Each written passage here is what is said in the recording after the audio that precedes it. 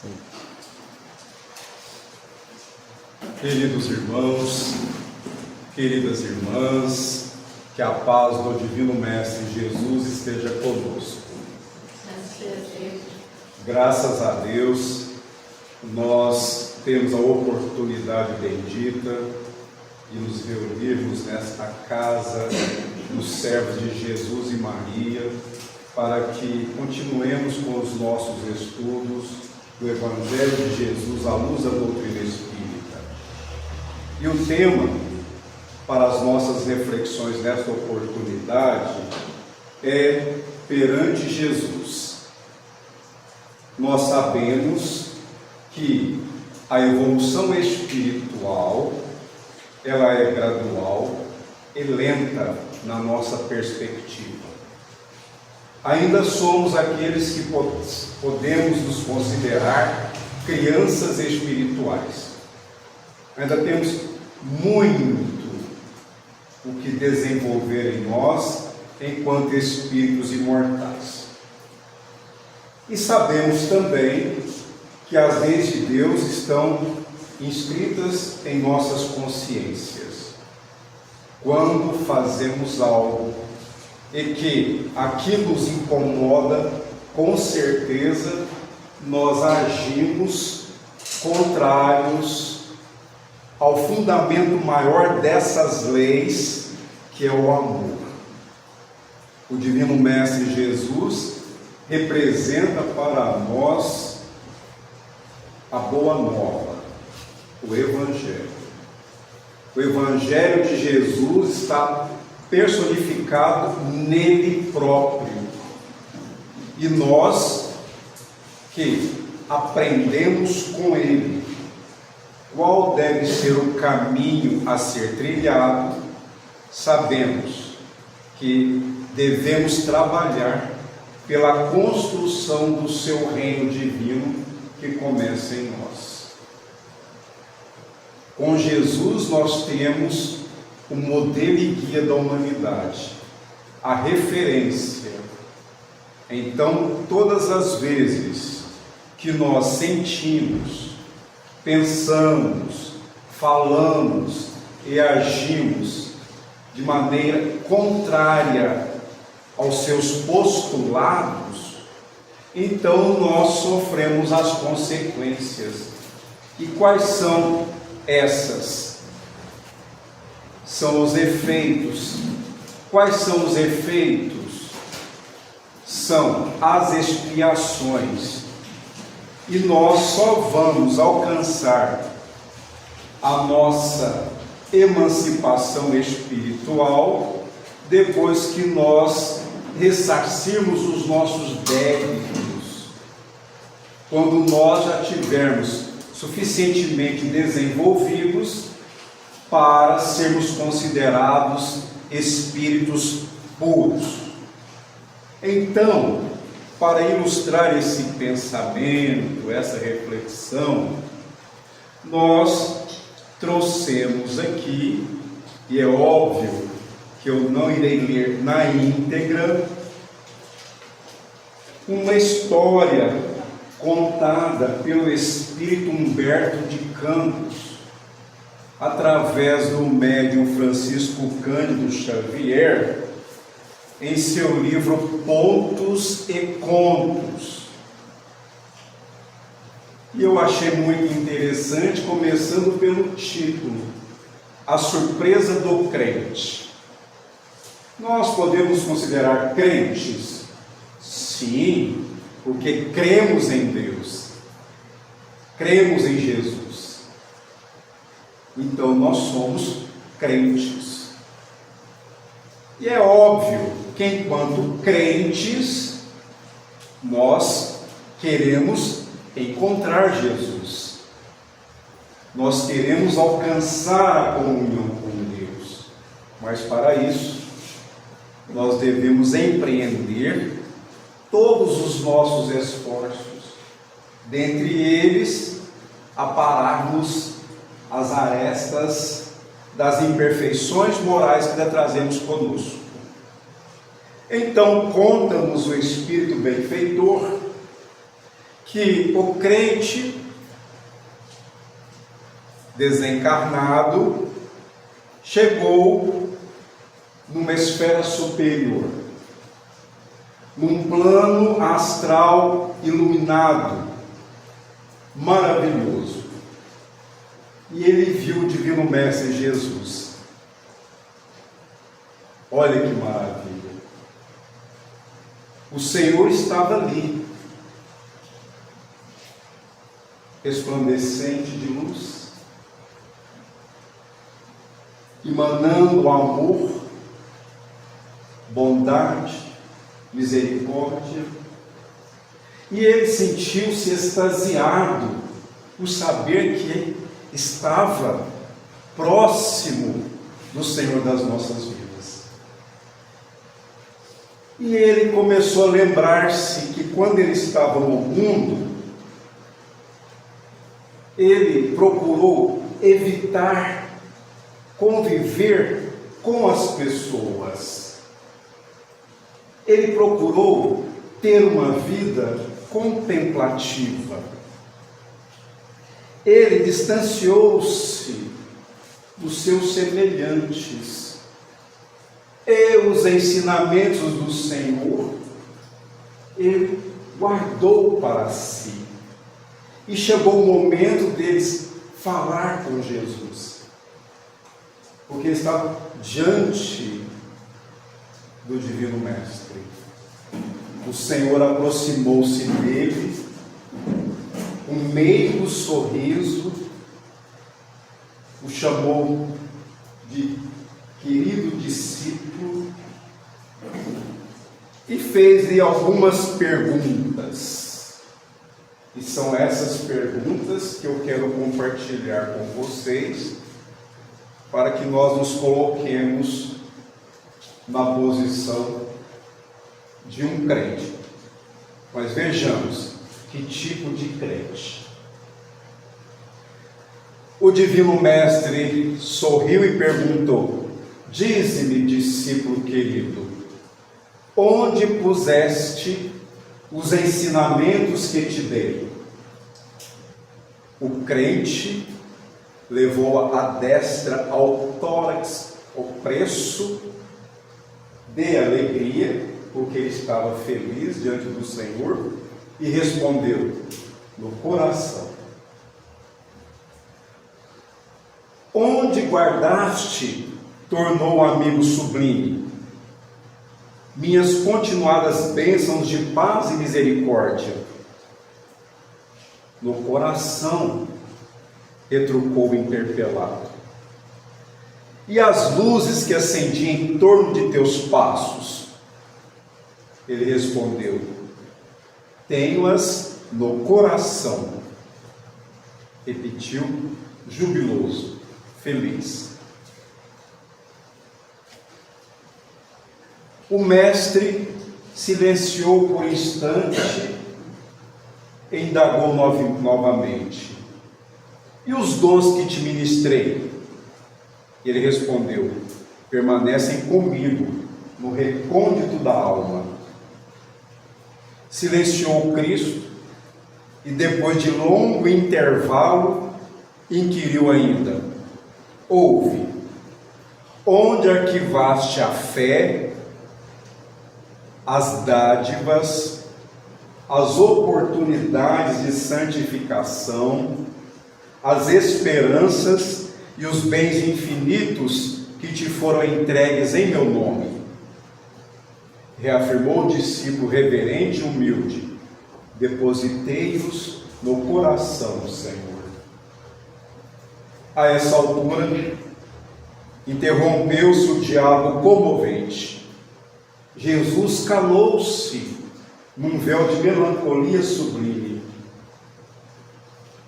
O devoto perdeu a expressão de beatitude inicial e, reparando que o mestre se mantinha em silêncio, indagou: benfeitor divino, poderei doravante abrigar-me na paz inalterável de tua graça, já que fiz o depósito sagrado de tuas bênçãos em meu coração, Gozarei o descanso eterno em teu jardim de infinito amor?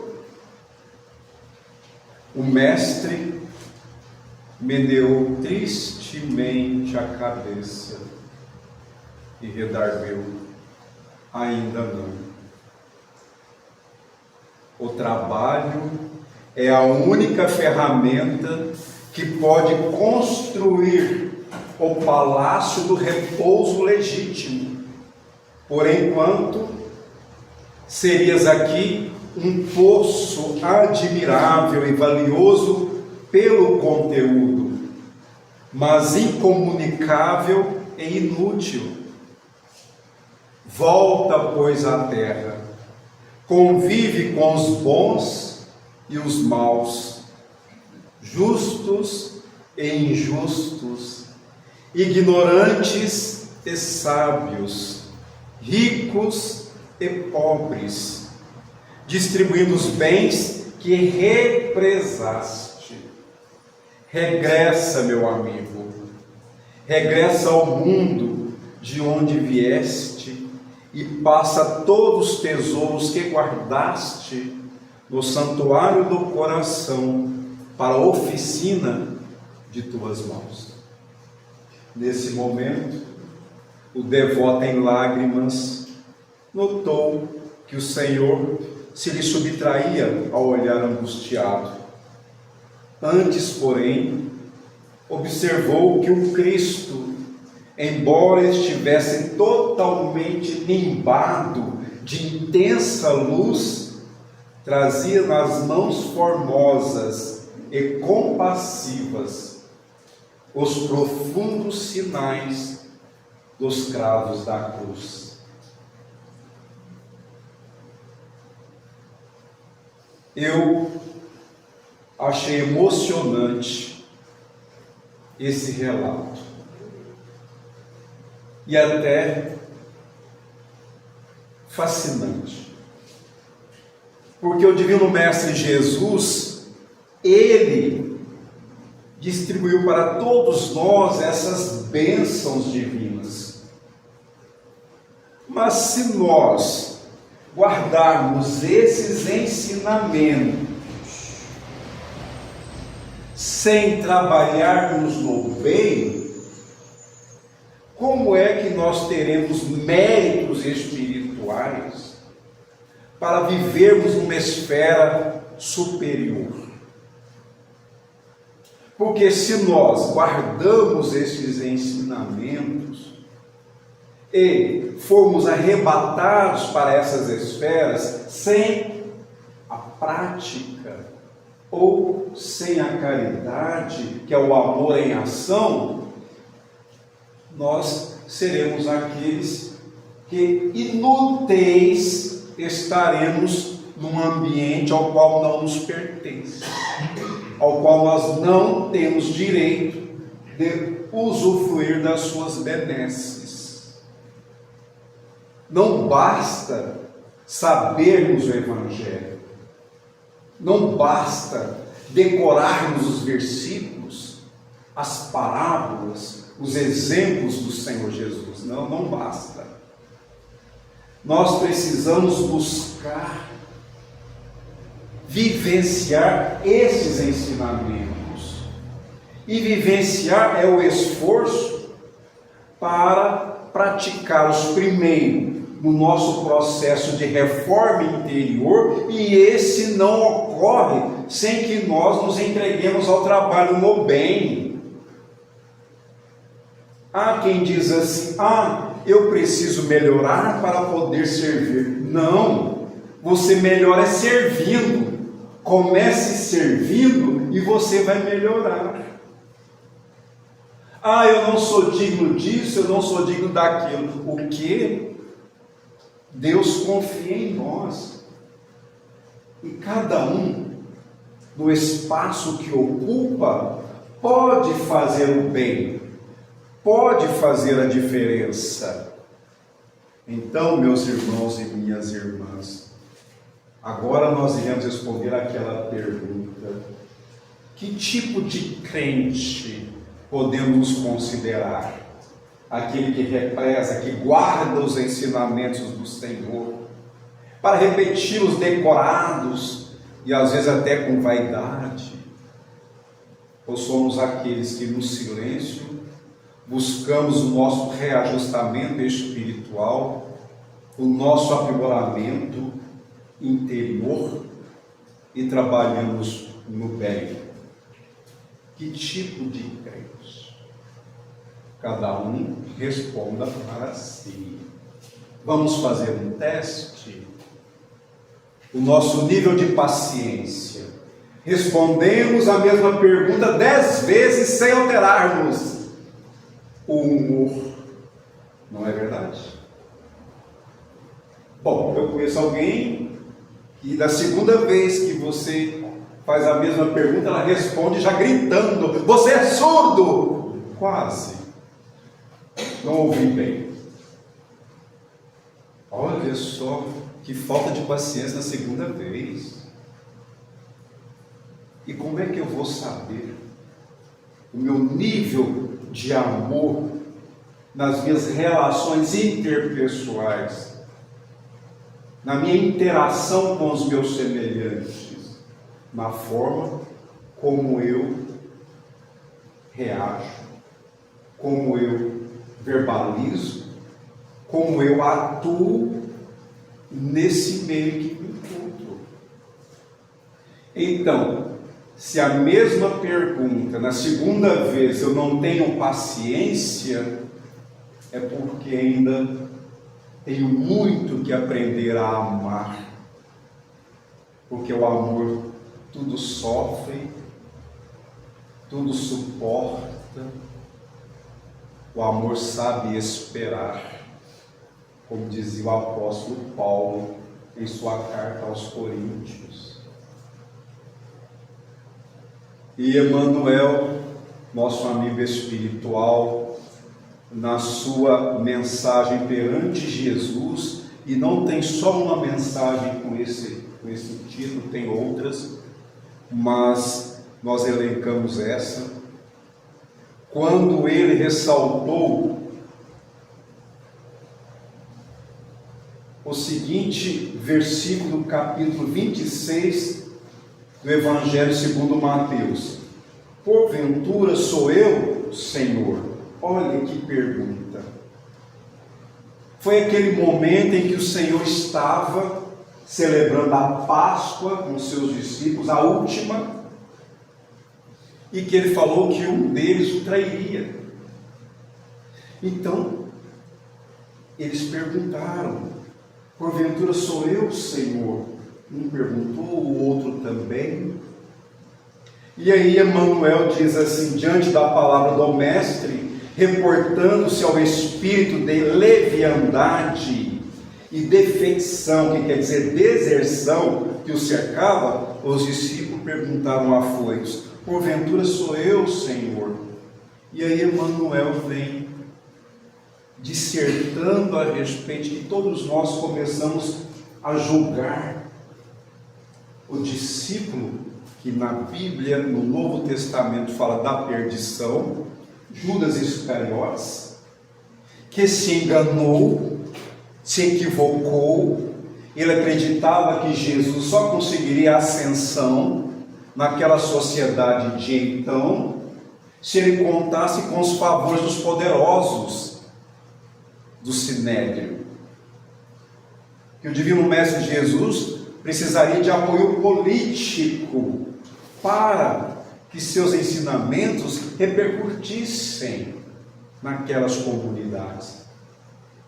Então, sabiamente, Emmanuel diz assim: em quantas existências, meus irmãos e minhas irmãs, em quantas existências e situações tê-lo-emos vendido no altar do próprio coração ao preço mesquinho de nosso desvairamento individual?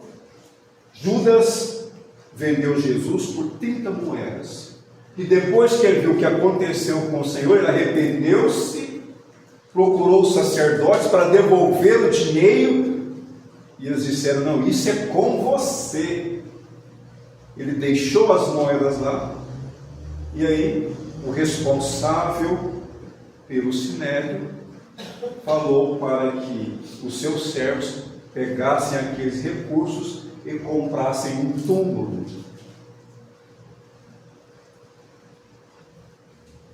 Nós, que através do Evangelho de Jesus estamos convivendo com Ele, porque engana-se quem assevera, quem afirma que Jesus vai voltar.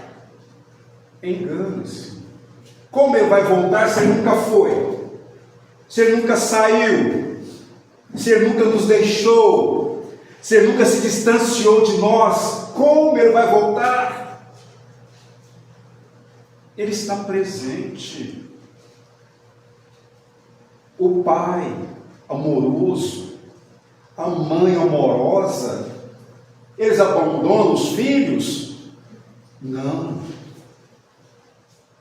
Tanto que o próprio Divino Mestre Jesus disse certa feita: não existe amor maior do que aquele que dá a vida pelos seus amigos. Então, Ele não vai voltar porque Ele nunca foi. Ele estará sempre conosco até o final dos tempos. Que tempos? Os tempos de ainda espíritos imperfeitos, sujeitos às provações e às expiações. E aí Emmanuel diz assim, sobre o desvairamento individual: nos prélios da vaidade e do orgulho. Prélios, combate, conflito. Vaidade e orgulho. O orgulho é aquela admiração que temos por nós mesmos, nos colocando melhores e superiores aos outros. Olha que interessante. E a vaidade é aquilo que nós queremos que os outros pensem de nós. Sentimos o nosso ego inflado. Amamos o elogio, o quanto ele é perigoso. Porque se nós aceitarmos essas palavras que não somos merecedores, nós alimentamos este sentimento negativo da vaidade, que deve ser combatido por nós através da humildade. Nas exigências do prazer egoísta, então, quando nós só buscamos a satisfação dos nossos desejos em detrimento dos interesses dos nossos semelhantes, em prejuízo daquilo que eles buscam, sendo indiferentes aos outros, nós estamos agindo como aquele ou aqueles que estão vendendo o Senhor. Na tirania da opinião, quando nós falamos algo e alguém ou as pessoas nos contrariam, objetando, criando objeções, argumentos contrários, e nós nos sentimos irados, irritados, revoltados, porque queremos que a nossa opinião prevaleça, nós estamos sendo tiranos. Não, eu não aceito, eu estou certo e vocês estão errados. Recolham-se em suas insignificâncias no quadro social. Olha só. Na crueldade confessa, existem aqueles que dizem assim: eu não quero a guerra, mas provocam os conflitos e ceifam vidas inocentes. Eu não queria a guerra, mas provoca o sofrimento das nações. na caça da fortuna material, porque para esses que assim se entregam, sem se preocuparem com as questões anímicas, com o melhoramento da alma, estes estão vivendo para aquilo que é efêmero. Para onde levarão a fortuna? Para onde levarão as suas riquezas? Elas ficarão. E é muito interessante alguém falar assim: aquele homem ou aquela mulher, aqueles bilionários, deixaram suas heranças para seus familiares, para os amigos, para as instituições. Mas se eles não deixassem, eles poderiam levar? Claro que não. Então devemos pensar que nós estamos aqui temporariamente, e o que levaremos conosco na outra vida. E aí Emmanuel, ele continua elencando, enfatizando aqui as diversas maneiras em que nós também agimos como o discípulo que caiu moralmente. E aí ele finaliza a sua lição dizendo assim: na edificação íntima do reino de Deus, meditemos nossos erros, conscientes ou não, definindo nossas responsabilidades e débitos para com a vida, para com a natureza e para com os semelhantes, em todos os assuntos que se refiram à deserção perante o Cristo, teremos bastante força para desculpar as faltas do próximo, perguntando com sinceridade no âmago do coração. Olha a pergunta: porventura existirá alguém mais ingrato para contigo do que eu, Senhor?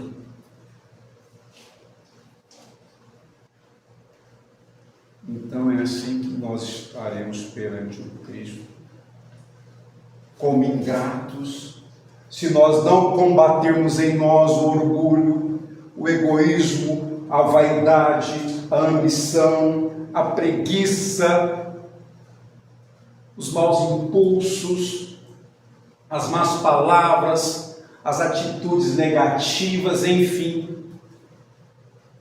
vivendo irresponsavelmente, levianamente, relapsos, esquecidos dos nossos deveres, oprimindo os nossos semelhantes, mentindo, sendo desonestos, trapaceando, enganando.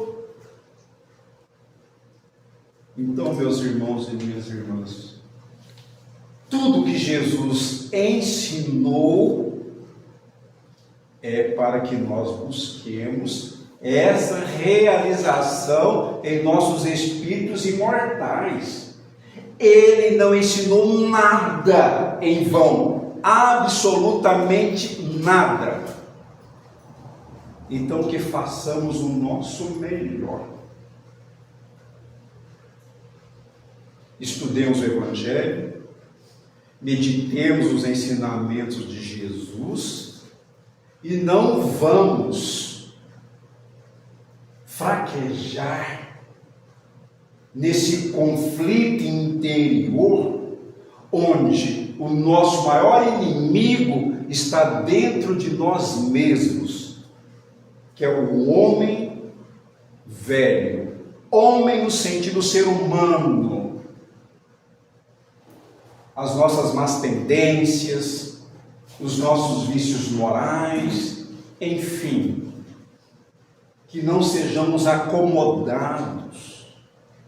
E na caridade, no trabalho do bem, nós temos os recursos necessários para que possamos transformar intimamente e um dia asseverarmos como o apóstolo Paulo: já não sou eu quem vive, mas é o Cristo que vive em mim. Que o Senhor nos abençoe a todos e gratidão.